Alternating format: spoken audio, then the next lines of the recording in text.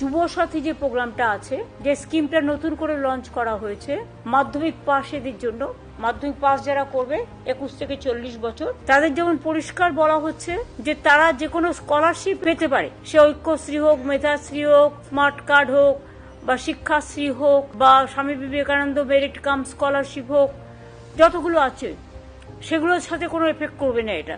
কিন্তু অন্য কোনো স্কিমে যদি তারা টাকা না পায় তাহলে তারা 1,500 টাকা করে আগামী 5 বছর পাবে। তারপরে আবার রিভিউ হবে যতদিন তারা চাকরি না পাচ্ছে। 1 এপ্রিল থেকে ফাইন্যান্সিয়াল ইয়ার শুরু হয়, কাজেই এটা আমরা 1 এপ্রিল থেকে দেব বলেই ঠিক করেছি। কিন্তু তার আগে আমাকে তো অ্যাপ্লিকেশন জমা নিতে হবে। সেই জন্য আমরা যেটা প্ল্যান করেছি, আমরা কাগজে অ্যাডভার্টাইজমেন্ট করব এবং আমরা প্রত্যেকটা অ্যাসেম্বলি ওয়াইজে 294টা কেন্দ্রে আমরা 294টা ক্যাম্প তৈরি করব, ওই দুয়ারে সরকারের মতোই।